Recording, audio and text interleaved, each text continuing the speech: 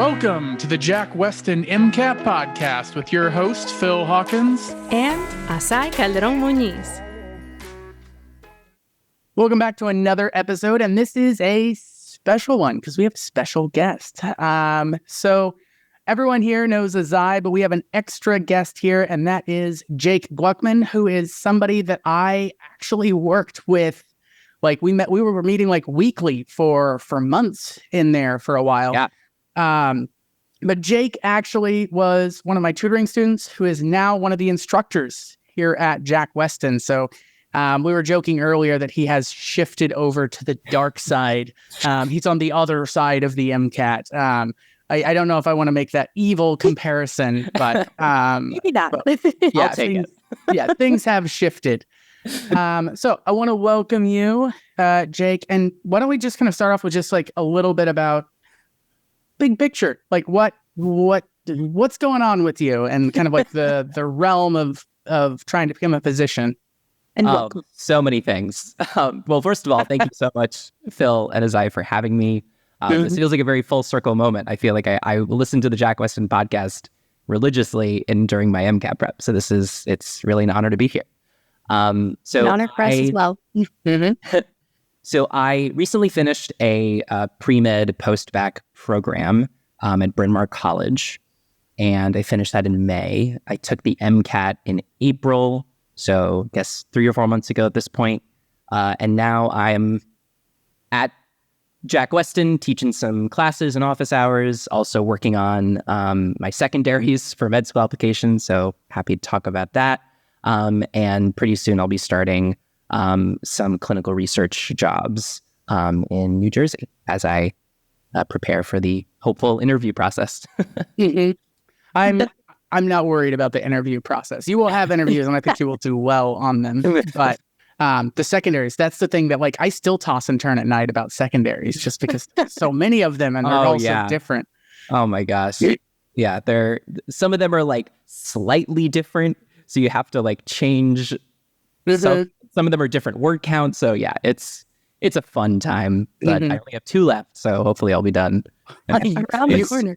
You are way faster than I was when I was doing my secondaries. I just want to throw that out. I don't think I had any done until September. So, So out of curiosity, what landed you in wanting to do medicine? Because you've put in all of this work. You're doing so much to get into medical school, which we are rooting for you. The question then is, how did you know medicine was for you? Yeah, so it's sort of a long-ish story. I'll try to boil it down. But in college, as an undergraduate, I was very interested in performance and acting for musical theater. And so I spent a lot of time acting, and I went on some auditions, and I thought that was what I loved to do, or I thought that was what I wanted to do as a career because it was a passion of mine, and I loved it. But sort of through my acting and writing that I did, I ended up writing a musical about my brother who's autistic. And through that process, I took some classes at the Yale Child Studies Center to kind of learn more about the clinical side of neurodevelopment. And through that, I sort of found myself really interested in that side of things. And when I wrote the show, I think I was hoping to gain some like clarity and understanding about disability and neurodivergence in a way that I didn't. I don't regret writing the show, and everything that came from it, I'm very grateful for. But so sort of in the year and a half after writing the show, when I was sort of sitting with it and realizing that what I loved about writing it was the kind of understanding the people and delving into the clinical side of things. And so I took some time. I volunteered at a psychiatry unit. And I found myself loving patient interactions. I also reflected on the fact that in high school, I actually loved science, and I was kind of a math and science geek in high school. So I kind of took a turn in college. So after all that reflecting and some clinical exposure, I realized that medicine would be the path for me. So ended up applying to some post-bac programs, and now here I am. That's an amazing story. Yeah. It's honestly inspiring, and it genuinely is inspiring. I think our families and the people that we love can have such a huge impact on us. And you can tell that there's just so much love for, that's in your story as well, and so much self-discovery as well. And I suspect there are listeners here who can resonate with some of that. And I think it's important to be able to hear those stories because they're the ones that show us that there's so much possible, right? And that two things that you care about don't have to be mutually exclusive. They can build off of one another and prompt you to make changes that open up so many doors, which is really a beautiful thing. Yeah, that's super interesting. I feel like theater and like a lot of the arts often can be windows into other realms, and like that putting yourself in the shoes of others, like you can start to understand kind of what other people are going through, and that kind of broadens your horizons. And I know this isn't a thing about theater, but that's like, I think that's podcast. It's a whole other podcast. We need to start a second podcast. But just kind of like that experience of putting yourself in someone else's shoes, I think is going to be really useful as a physician, because that's where that empathy side of things comes from, is like being like, how would somebody feel if this happened, and like writing a screenplay and that sort of thing. And that's super interesting. And like, as I said, inspiring. You said you did that post-bac. Did you do that because of the kind of shift, and you felt like it like made that transition into the more medical side of things easier? Yeah, absolutely. Because I only started thinking about medicine towards like in my last year of college, I had no pre-med like class experience. I remember I took a biology class in my senior year, but it wasn't like the intro bio TM. It was sort of a kind of lighter biology class. It was called like Biology, the World, and Us. Very kind of ethereal. But yeah, so I needed all the requirements. And so I took a year after college. I worked at a nonprofit that helps kids who have serious illnesses write songs. So it was kind of a cool intersection of like what I love about music and also working with patients. So during that year, I applied to all these programs. And then when I finished my fellowship at that job, that's when I started Bryn Mawr, which Bryn Mawr's program is designed for like career changers who have had pretty much no pre-med requirements. I think I had a couple friends who took like one semester of Gen Chem or one semester of bio. But there's all different kinds of programs. There's some for people who have taken none. There's some programs where you can kind of pick and choose some remaining classes that you haven't done. So there's lots of options for people who are coming to this pre-med journey very late. Yeah, I think there's a lot of people that think pre-med is like you do everything in undergrad and then you jump straight into med school afterwards. And that's kind of the way that everyone thinks that. That's the default. But really, like maybe that is the most common path, but I don't think like that's not like 90% of the path. There's a lot of people kind of coming in from different angles. Post-bacs can be really useful, like for that sort of thing of just trying to hit those. But also like there are some students that like, I know I've talked about this before on the podcast. So like my freshman year, I kind of blew off some classes like yoga and theater, which does not make sense with what I was saying earlier. But that, like as a result, my GPA was pretty low my freshman year. And I know there's a lot of students that like end up like doing a post-bac to just kind of like show like, listen, I can be academically rigorous and I can deal with that. So that's a good way to kind of differentiate and kind of show that if you have some weak spots on your application, that a lot of students kind of end up going that way. I feel like that's more often why students do post-bacs, and it's a great way to do it. But like also just like hitting, if you haven't taken your prereqs and you've got a degree, like find a post-bac program that you can kind of like throw on your resume as well to just kind of beef that up. Yeah. Especially if like you're going to take the classes either way. If you can like put something on your resume at the end of it, that might be better than just going back and doing just taking some extra undergrad courses. Yeah, absolutely. And I think it's also kind of something that students don't always know about. I am curious to hear, how'd you find out about the possibility of a post-bac program? Because I know people who go through and they're not sure what those next steps are. And like you mentioned, Phil, a lot of students, what they end up doing is they end up just taking the additional classes, but not recognizing that's an option. Part of the reason I want to bring that up is because I think there are a lot of programs in general, not just with post-bac programs, that students aren't aware of that can help them in terms of being more competitive, but also getting the support that they need. Yeah, that's a good question. Sort of my, like any good search starts, I Googled things. Yeah. Because I had never heard the term post-bac before. But as I was thinking about this, I'm like, what do people do that want to like come to medicine later in life? And so, yeah, I started with Google and ended up just reading about a lot of programs. I like kind of scoured my network of friends and mentors, and I found some family friends or whatever who had done post-bac programs. So I talked to a bunch of people. I talked to some people who did like a 2-year program. I talked to some people. I had a friend at the time who was just taking some extra classes through, I think it was like the Harvard Extension School, actually. So it wasn't like a formal program, but he was taking classes online. Okay. And then sort of when I saw the kind of 1-year structure of Bryn Mawr's program and some similar programs, I think I realized that was what felt right to me, because I think I wanted to get it done in a year. But it's, everyone's different. Yeah. Getting it done, like something that's hyper structured and designed for like just getting you all the things you need in 1 year. That can be really useful when like the structure is already there. There's also a lot of post-bacs. And this is kind of turning into a thing about post-bacs all of a sudden. But there's also a lot of post-bacs that are like tied to a med school. And so like going through that post-bac program can kind of like, like lubricate your way of making it into that what a lovely school. image. I'm like, that's the only thing that's coming to mind. I'm like, I know there's a better word, but I can't think of it. Ease the way. That's a way better Ease, yeah. Yeah. Some postbacks call it linkage. Like linkage. You yeah, link thank you. There's another better word. There's a lot of better words out there. But Phil, you're sending us to the dark side now. I'm feeling the dark side now. Yeah. But like, that's something that can be really useful. A lot of schools have like lower MCAT requirements if you go through a certain program. I know there's some schools that have like, if you get like a 126 or 127 in every section, you have automatic acceptance.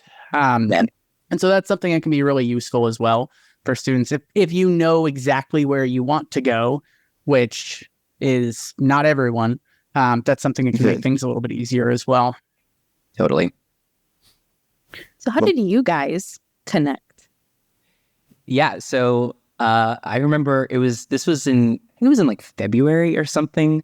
I kind of found Phil through like, a tutoring venue, and it was funny because I had listened to the MCAT podcast before I sort of was connected to Phil. I remember seeing Phil's email address, and I was like, Phil Hawkins, that name sounds so familiar. And I realized that it's the famous Phil from the Jack Westin podcast. So it was kind of wonderful to get to meet Phil and work with him. And kind of immediately I was like, oh, wow, like this guy knows what he's talking about, and I'm going to learn so much from him. And I did.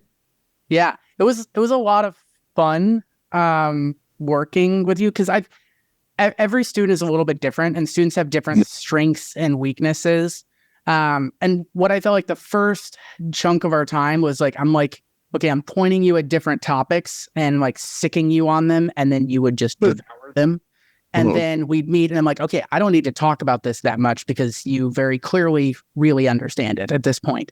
And so most of our time was not focused on the content side of things, but more on the strategy side of things, and like how to kind of get in the heads of the MCAT writers and understand kind of like how they craft incorrect questions, and a lot of strategy stuff. That's always really fun going into that. That's, I feel like often when I talk about tutoring, there's kind of the grind phase where it's just like memorize all the stuff. But then there's also the application phase where you're kind of learning to do tons of data analysis and interpretation and things like that.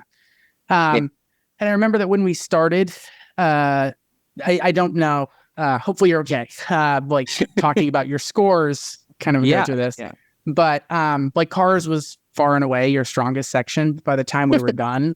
Like sciences were way up there too. And so that was just kind of exciting to see that trajectory kind of going up week to week. Yeah. Yeah, it was definitely quite a journey. And I think I remember I remember early on because I was in my post-bac program, I there were some kind of content stuff that I just had not learned. And I was like 2 months out for my test day. Mm-hmm. I was like, Phil, what is the kidney? Like, I don't know what is happening. And so I think it was really helpful to get kind of those kind of crash course, here's what aldosterone is, what ADH is, and why these are kind of the main foundations. And I also really like kind of how you approach things, like, there's like processes and there's a story around it, especially someone coming from a theater background. I really kind of appreciated that approach to teaching. But yeah, I think I remember cars was a section where in the beginning I was like fine. And then I had this like weird dip in the middle where I was just getting like scores that I was not happy with. And I kept being like, oh my God, Phil, like, I don't know what's happening. I was getting so stressed because the scores weren't moving. Well, that science stuff has pushed the cars stuff out of your head. I remember, there was one exam where it was like all 130s except for cars, which was like in the like 120s, like mid 120s, mid high. Yeah, it was the mid 120s.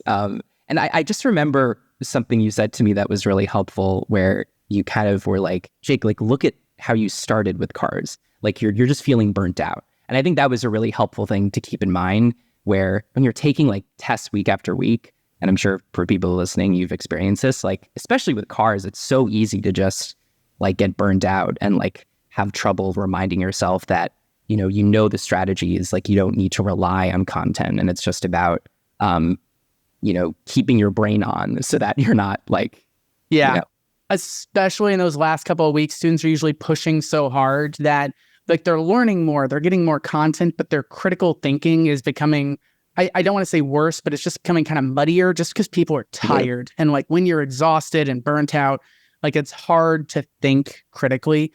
I know I've talked about this before with you, Jake. But like if I like woke somebody up in the middle of the night and said like, quick, name an amino acid, like they could probably do it. But well, if they're an MCAT student. But if I said like shook them and said like, quick, like read this scientific journal and explain it to me, like that's way more complicated when you're kind of like not in the zone and you're exhausted.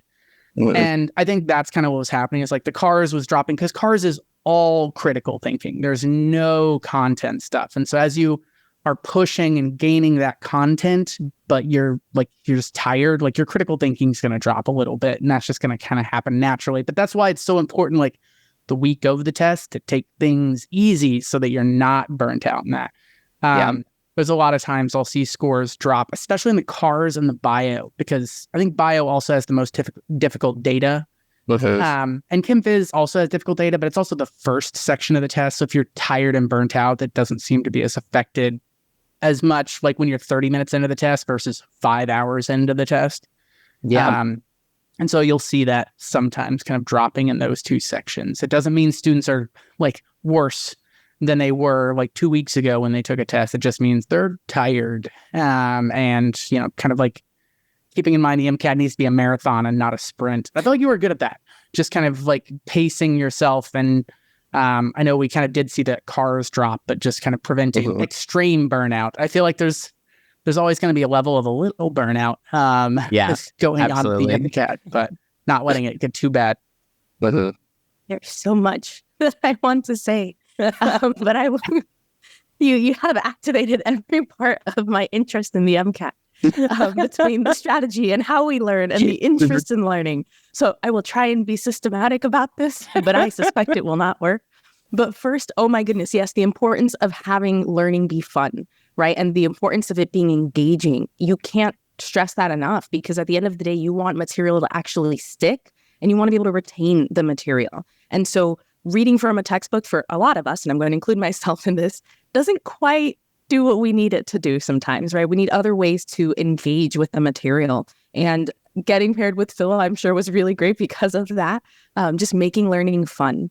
And that's something that, even with cars, one of the things I always tell students is, if you read like this the entire time, I don't know how you expect to not get bored, right? Because that's not how we have conversations. You wouldn't want to listen to us talking like that. And so having ways to stay engaged with all of the sections is so incredibly important. And like you pointed out, Phil, cars is the first section to take a hit when you are stressed, when you're under the weather, when, you get sick or you are burnt out. And so always keeping that in mind is incredibly important. And that strategy, right, is is everything for cars. And so it's really important to keep all of these things in mind when you're watching your progress and not forgetting how far you've come. It's really easy to kind of get those blinders and see, okay, but compared to last week or 2 weeks ago, like you were saying, Phil. But if you think about, well, for the students that are, started in the 480s and are in the 500s, like, wait a second, do you realize how far you've come, right? When you make that progress. And so it's really easy to get so focused on the end goal and that kind of perfection mindset that we forget about all the progress that we've made. And Phil, you sent me back to during my primary clinical year, there was a surgeon who was giving us this short talk on abdominal pain.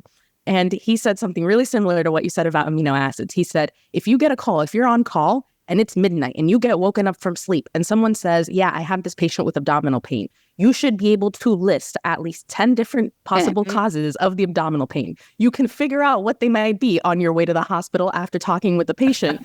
You've got to have something that is automatic for you. And amino acids, absolutely. We're always being annoying about amino acids on the podcast, but they are really one of the things that you need to have on automatic. That midnight you got woken up. What's your differential, right? What are the possible reasons for being sick? In this case, what are the possible amino acids? And so there's just so much richness in what you guys have already mentioned. I tried to be a little bit more systematic. I know there are things that I forgot. But it really is a lot that students can learn just from the conversation that you guys just had a few moments ago. Yeah. I also I want to point out, like, you were, and a lot of times I have students ask, like, why get a tutor or, like, do something else? And I don't want to put words in your mouth. Maybe I should, like, Jake, I'm going to let you answer that first. Like, you tell me, like, why did you want to go tutoring rather than just kind of like because I know you were in classes that were kind of covering MCAT material at the time. Yeah, I think, it's a good question, because I was very stubborn about it for a while. I was like, I don't need a tutor. I'm in a post-bac program. I'm learning everything daily. But I think what I realized is that, and I'm sure you would agree, the MCAT is so much more than content. It's so much more than just like knowing how how the kidney works, I know whatever. And I think what I ultimately realized is that, each student and every test taker is different. Like, something that I'm doing in my test that I'm doing wrong, I might not know what I'm doing wrong, until I, work with a tutor. And I remember and I think this was like our third or fourth session, I like learned what MCAT judo was. And that was like a mind-blowing like session for me. So I was like, oh my God, like, I could use the test against itself. I could like systematically look at answer choices. And even if I don't know the content in the moment, I can see, are any of these opposites or any of these two saying the same thing? So I think that was really,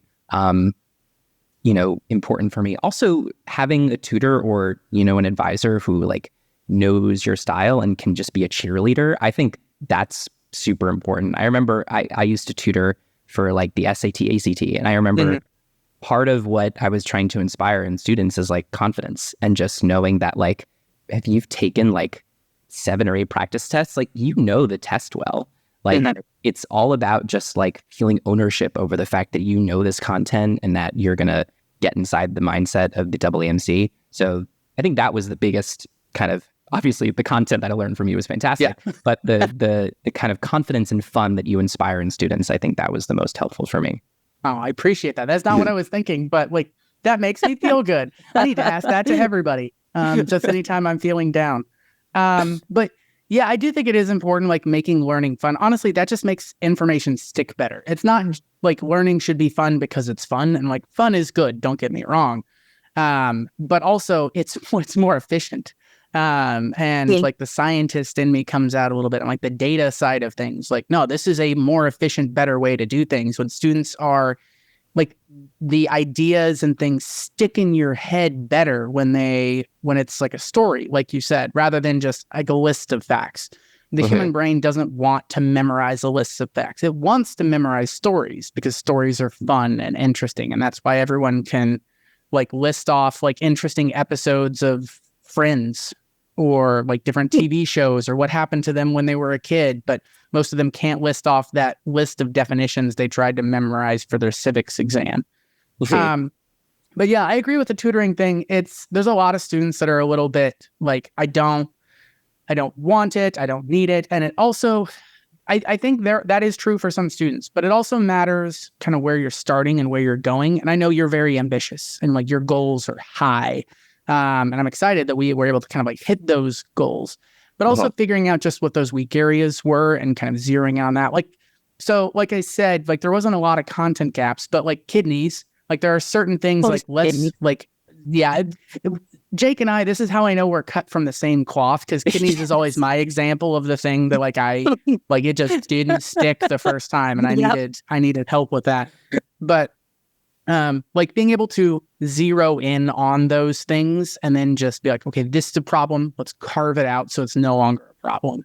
And kind of like going in kind of like with a really specific angle. And that really happens best when somebody really understands the test and really understands the student, where you can be like, okay, I know where you're at. I know what the test is doing. And let's figure out like how to get these things to overlap better. And that's something that like classroom stuff, like very often they will understand the test, but they won't understand you. And because classroom stuff, in terms of like, taking a course, like a lot of times, like they're not catering to you specifically, especially if you don't have a lot of interaction with like the actual instructors. Like if it's all just pre-recorded videos. I know that we have pre-recorded videos in our course, but we also have like real people. And like there are students that we have right now that like I have gotten to know these students really well through like office hours and workshops.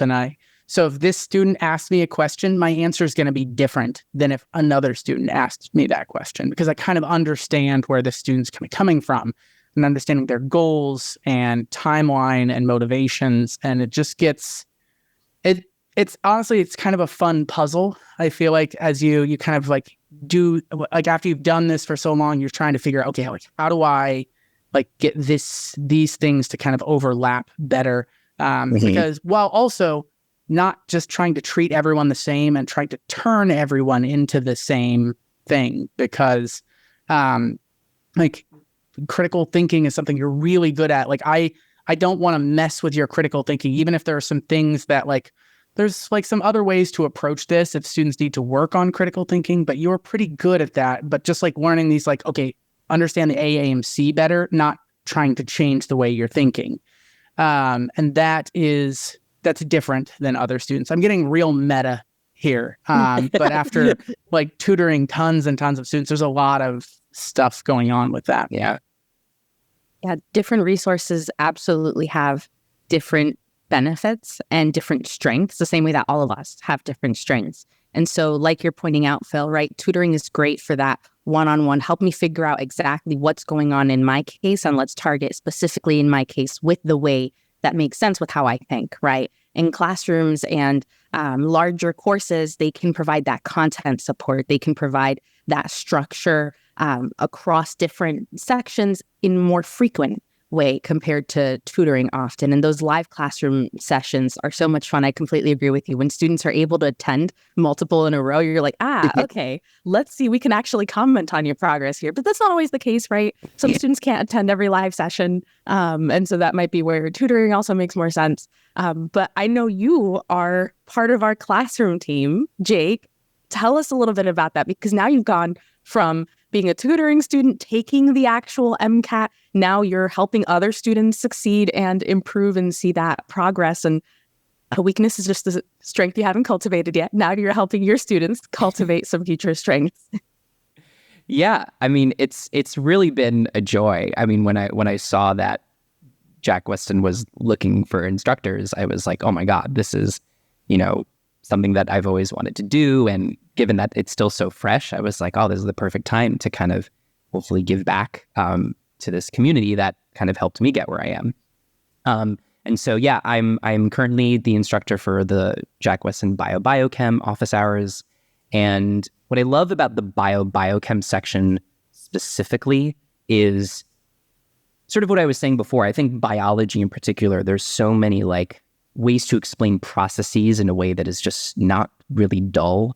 Like I remember when I was first learning about glycolysis, like the fact that there were 10 steps, I remember looking at that and being like, oh my God, 10 steps to memorize. Yeah. But then the way it was presented to me when I was taking it at my postbac program is like, no, there's like logic to this. Like you have to trap glucose inside the cell. You have to make a symmetrical molecule and cleave it, and then like, oxidize it further so that we can get these electron carriers. So that logic made more sense to me than like looking at a bunch of molecules and enzymes and memorizing it.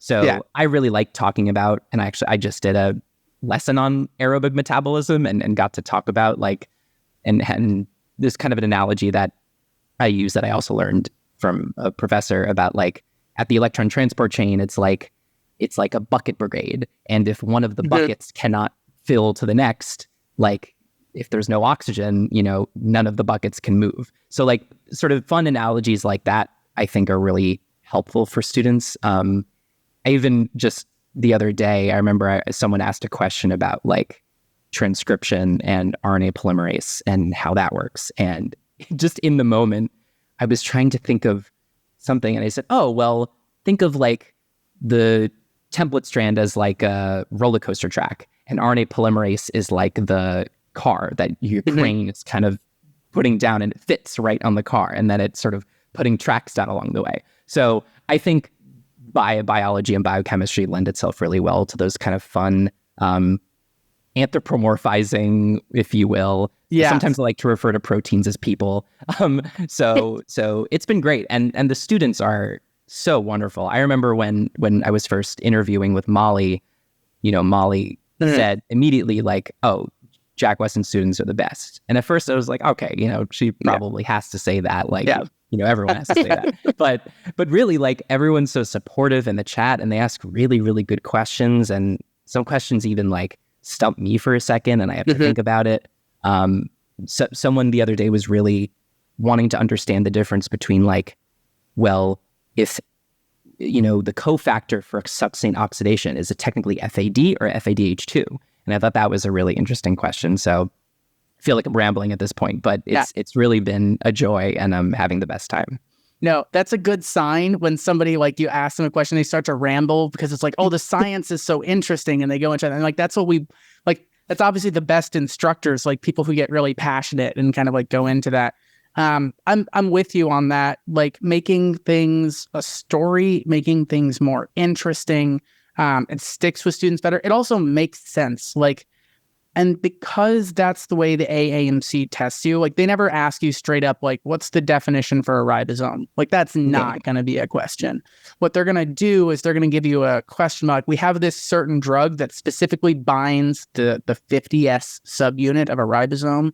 And then we have this other thing that's making something that binds that drug that binds this. And so how is this going to affect like the overall like biology of a person? And like, well, okay, well, this drug is going to help kill bacteria. It's going to save somebody's life. That other thing that bacteria is making is inhibiting that. And so like understanding how those things work is all of a sudden like, ooh, wait, this is actually interesting. This isn't just memorize like these details, but understand kind of like what's the difference. Like the 50S subunit is something that we don't have as eukaryotes. So that's a perfect target for a drug because that's something bacteria have and it kills them, but doesn't kill us. And so that's perfect. Yeah. And so there is a lot of stuff kind of like going into that. And I agree. I like working with students who are, I have like going MD, PhD, like for my kind of earlier path. A lot of my classmates are now instructors at like colleges and things like that. And I will talk to them and they'll like ask me, like, what do you do about like the students that just don't care? And I'm like, I don't have that problem. Like, that's not a thing. I have the most like ambitious, curious students. And I do agree. Like when students start to ask questions that starts to push that boundary, all of a sudden it's like, okay, you are really like trying to learn as much as you can. And sometimes you'll get questions that like student asked this and I'm like, I don't know this. And to be honest, I don't think anybody knows this. Like that's a research topic. Like you should be doing research if that's a question that you're asking. And so like having those students that are kind of like pushing, not just their own boundaries, but like just the boundaries period, like for what humanity knows, And that's always super interesting. There's a lot of times I'll be like, okay, you don't really need to know this answer to this question for the AMC, but like, here's how it works. And like, that's something that when I have students that are so curious and like that kind of community where everyone's kind of encouraging each other, that makes things a lot better. Yeah. The community as an instructor is something I know all of us value so much, because at the end of the day, the teaching that we do, and I think, and I could be wrong, but I suspect I speak for all of us, we do it at the end of the day for our students, right? And for just helping them get to where they want to get to, where they can get to. And we all need support in different ways. And the classroom setting, just having support, students support each other, us support the students, them support us, is really just a beautiful experience. Recently, we do CARS pop quizzes in the course every so often. We do them less often, different times of years, and just depending on what students are interested in. And I remember we had one that was at an earlier time than we normally have workshops. And I remember thinking, oh, not a lot of students are going to show up to this. It's a really weird time, right? And it was one of the biggest sessions I'd had in a while in the course. I was like, wait a second, why is everyone here? I had one student who sent me a private message. They're like, hey, it's midnight here. Can I get the recording first? I was like, yes, go to bed. It's going to be posted in the course. But just seeing how excited the students that we have and the Jack Westin family is for teaching, for learning, for improving is one of the reasons why I just so enjoy what I do. And Phil, I know you and I have had conversations about this as part of why you enjoy it. And you just mentioned this as well. And Jake, having come to this side, right, I suspect the adjustment has been interesting, but also really just had its own really positive components because of our students, because of the people that make up the Jack Westin team. Yeah. Oh, yeah, absolutely. And I think some of the I remember I had some extra time in an office hours session, and I was like, any general questions? And all these students were asking, like, what is the highest yield topics and everything. I'm like, oh, I was there. Like, yeah. I remember being there where I just wanted to know, like, what is most important? And unfortunately, it's a very long answer, but figuring out how to prioritize your time. That I always think, like, okay, like sometimes there's a question, but the question you're asking is not the question that you are trying to ask. And like that question is really like, how do I improve my score the fastest and like with the least amount of work, right? And not that like students are lazy or things like that. There's so much stuff that you need to be efficient, right? Like if you say somebody like, I need you to move this mountain over there, right? If they say like, I need to figure out how to do this with the fastest with the least amount of work, right? Like that's not them being lazy. That's them trying to figure out how to do an undoable task, which is often kind of the way I think the MCAT is structured. And I want to be honest, on purpose, because med school itself is sometimes like, there's so much information. How do I deal with this? So being able to make it through the MCAT makes you a better medical student and like makes that transition easier as you go forward. But we have not talked about your actual MCAT. I realize like we've kind of talked about kind of like the paths to medicine and like post-bac and tutoring and like working in the classroom and stuff. But I know that there were a couple of things that like you felt like, oh, like curveballs coming at you on the day of your actual test. Yes. Yeah. Oh boy, a day that will maybe I'll block out, eventually. But I remember Chem Phys had always been like my best section in all of my prep. Like, even like I remember when I was working with you, Phil, you're like, we're not going to touch Chem Phys. We're going to, just accept that that's going to be okay. But I remember when the first passage on my test day, I like almost started crying because it was just a really difficult passage. I remember it was something, I don't know, something to do with like protein synthesis. And it was just like, I could not parse the language. I spent way too much time on it. Eventually, I sort of figured out, but I was going through the rest of it, and there were so many questions that just felt so out of left field that like were very nitpicky questions that about like subtopics of subtopics. And I just left the section being like, oh my God, I must have gotten like more than like 12 or 13 questions wrong. And And it sort of threw me off for the rest of the test. I felt like, oh my God, are the rest of the sections going to be as difficult? And, I'm going, I should have studied that more, blah, blah, blah, blah. Chem Phys, that section I ended up getting a perfect score on. So it's sort of like, it was a reminder to me of like, on the test day, you may be confronted with things that seem very unfamiliar, but know that like the AAMC throws experimental questions and you never know how the curve is going to turn out. Like if you found, and I remember even on Reddit after that test, like someone said like, never seen a Chem Phys section that hard, and I got like 200 upvotes. So it was just a great like reminder of that in the test day, you can't like overanalyze like, wrong, what's my score going to be, because you never know what's going to happen sort of at the end of the day. But sort of in the other sections, I remember in the bio section, I think the kidney keeps coming up a lot, but I remember there was nothing about the kidney on my MCAT, and I was what? Yeah. Like I'd spent so much time like learning that, and so that also reminded me like, it's the breadth of the MCAT is obviously super important, and you got to be familiar with everything. You can't bet on like, one topic always going to be asked about. And it's just the nature of the test. And that's also why like just the strategy is so important. One, when you end up in those scenarios where it's like so out of left field, where you're like, I have never even heard of this thing, let alone do I know how to answer questions about it. But like having good strategies will definitely help with that scenario. But also like the content side of things. And this always is like surprising, especially to students when they're kind of starting. But like the MCAT is a long test, right? Like, total like seated time, 7.5 hours. Like just go ahead and plan on like 8 hours-ish anytime you need to take a practice test. It's going to be like an 8-hour ordeal. And even then, like that's not enough time to test all the stuff that they're holding students accountable for. Like you could take like 3 exams and never see a magnetism question. That doesn't mean that you don't need to know magnets and magnetism, because they could ask it, but just like the exam isn't long enough for them to ask all the questions that they want to ask. And like that's kind of mind blowing and kind of like speaks to just the scope of the MCAT and like how big it is.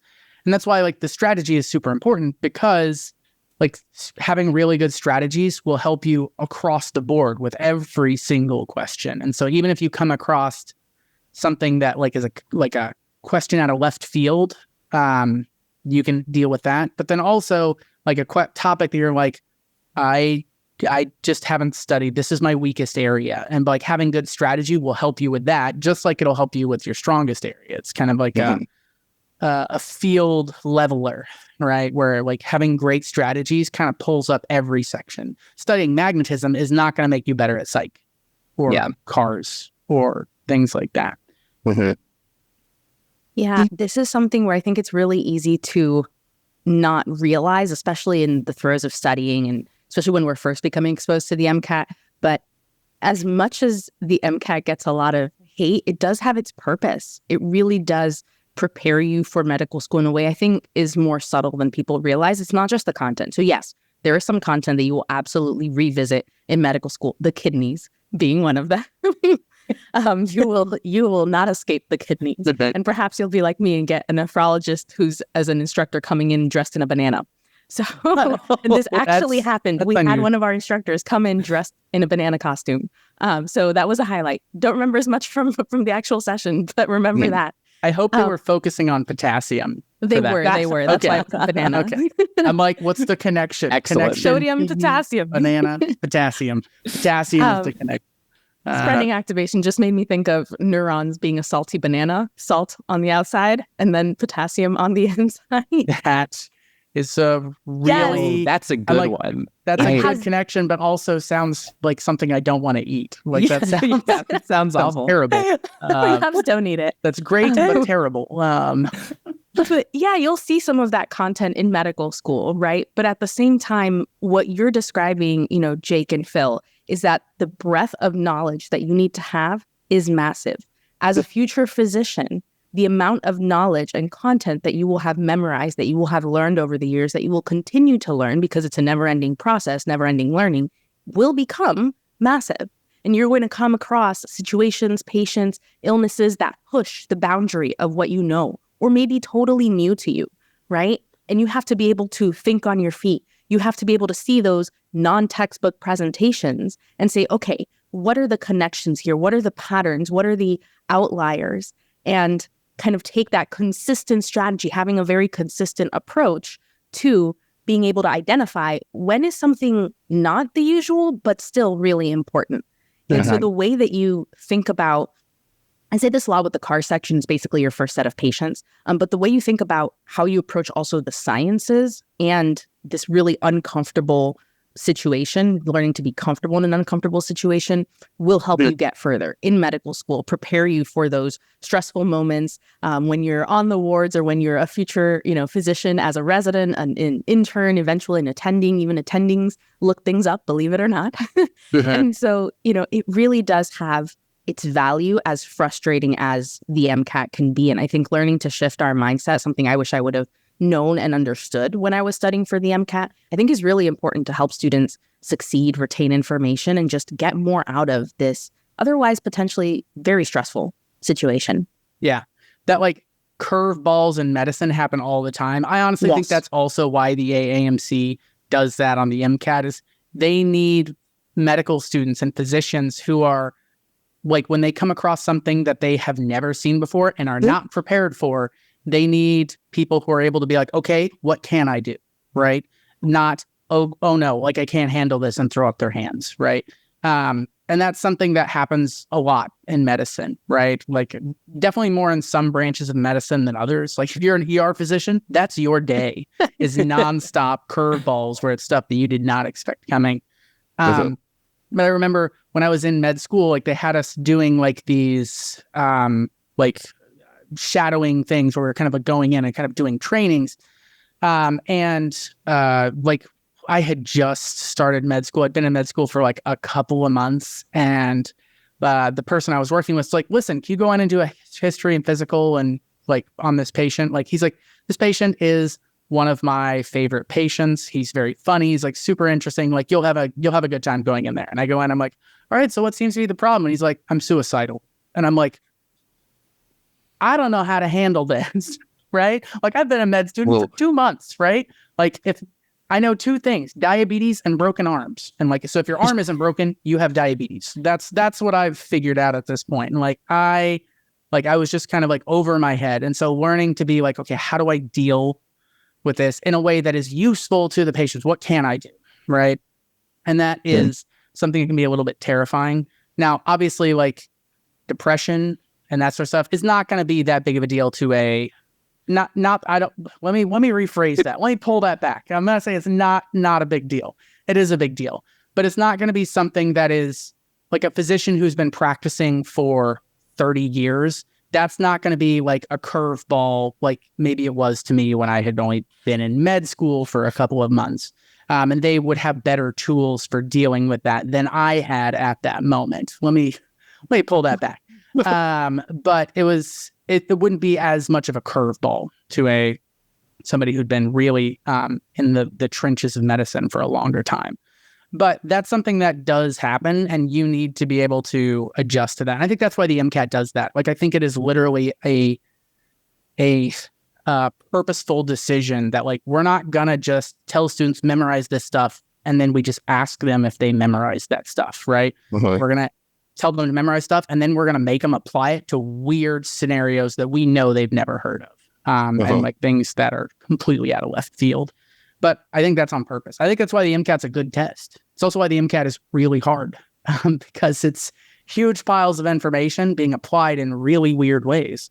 And that just is a recipe for an overwhelming task. But you make it through it, you are going to be a better physician as a result of it. I know there's a lot of people that say we should get rid of the MCAT, but I honestly think that even if you knew how well somebody would do on the MCAT and you just accepted them into med school based on that, I think going through the MCAT makes you a better medical student and eventually a better physician.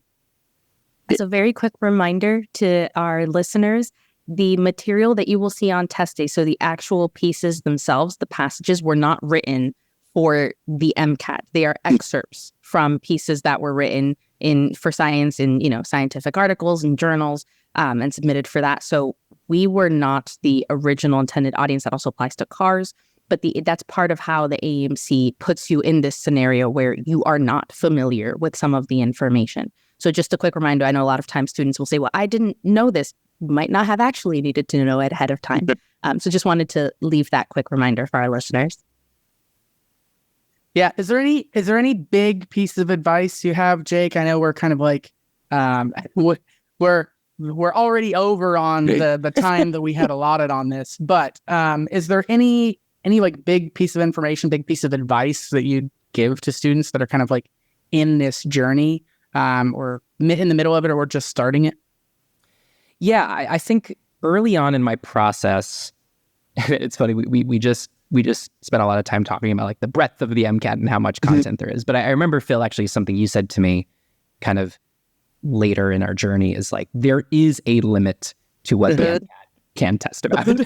Like, there is a limit, and finding that balance between, yes, making sure you understand, nitty gritty aspects of metabolism, versus like, do you need to know that one enzyme from the pentose phosphate pathway? Like, probably not. And I think early on in my journey, I was like reading through like the Kaplan book and like trying to memorize every little thing there. And that was just so overwhelming. And I think ultimately that hindered kind of how I was studying, because it just made it more stressful. And so anyway, I would say if you're listening and you're very early on in your pre-med journey, make sure that, you just focus on the fundamentals first.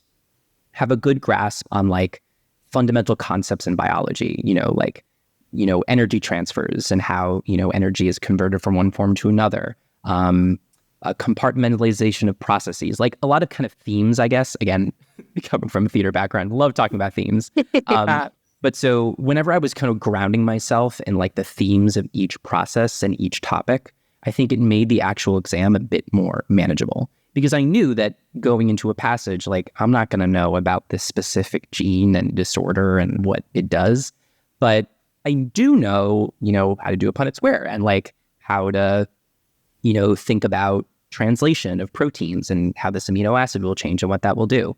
So I think that would be my biggest piece of advice, is just focus on the fundamentals, go in depth when you need to. If you see something on an exam that is foreign, spend a little more time on it. But know that it is a manageable process and you're not supposed to cram every piece of information in your head. Yeah, that's honestly a good bit of how I built the course. Was the idea is like, let's go through kind of all of this kind of shotgun. Like, we're going to hit everything here, but focusing on main themes. But the idea being like, as you start to approach test day and you take exams, like the exams are telling you what you need to go back and relook at, because not everything is going to stick in your head always. And I think there's a lot of times students, when they're studying, feel like I can't move to the next section until I have perfectly mastered and can regurgitate everything from the previous 9 chapters. And like, as you keep adding stuff to this pile, that becomes impossible. Like, you won't be able to hold all that stuff. And I think that often stops people from making progress, because they feel like they need to be perfect on the things that they've done up until that point. And just realizing like, okay, the MCAT is a test of recognition, not recall. Like, you don't need to draw cholesterol, but you need to recognize, hey, that looks like cholesterol. And a lot of that comes down to, like you said, understanding those boundaries of what is the MCAT going to expect you to know and what are they not. And so when you get to a question, sometimes they will ask you a question that you're not expected to know this, but that's your clue that like somewhere in the passage, right? The answer is somewhere in here. I just got to go find it. But that only happens when you understand those boundaries, because sometimes, yes, the questions have to come from your head. Sometimes they have to come from the passage. And like, that's one of the big challenges, is figuring out, okay, which question is this? Is this something that I'm supposed to know? And in that case, if I don't know it, there's no way for me to answer this. And I need to recognize that and move on and not like sink more time into this. Or is this something that like, oh, the answer, this is not something, the MCAT's not going to expect me to know about this specific enzyme involved in Ebola, right? And so the answer's somewhere in the passage. I'm like, oh, okay, it says endosome, so it's endosome. No, like, you're good. And so just kind of like recognizing those things is important. But that's the stuff that comes towards the end of the prep, and like those last like 6 weeks, the last month. I know like we've done episodes on how to review exams and how to use the exams, how to create a schedule, and like all of those are in previous podcast episodes. Anybody who has any questions about that, please go check those, or just reach out to us at podcast@jackwestin.com. But I am very excited, honestly, just to see you, Jake. I'm like it's been like missing out on that. I know, like we were texting back and forth. Like you texted me about like a book recommendation I made as well. And that, I'm very glad that you enjoyed. That was like my first thing I did after I took the MCAT was read this book that Phil recommended, Project Hail Mary by Andy Weir, writer of The Martian. Super good. It was incredible. But it's also heavy in physics, so of course it's great. But exactly. I don't. It's not a physics book. It's a novel that's kind of like story. But if you understand some physics, it gets super interesting. It's also kind of biology and evolution, but it's super interesting book. It's a very, very good book. Thank you so much for joining us, Jake. We had a really great time chatting with you. I'm absolutely sure that our listeners had a great time listening to your story, to your progress, what test day was like, and hopefully they can see you in the course during office hours. And thank you so much for being a fantastic guest on our podcast. Thank you, Phill and Azaii, for having me. This was a dream come true. So thank you. And I hope to see you students in future office hours.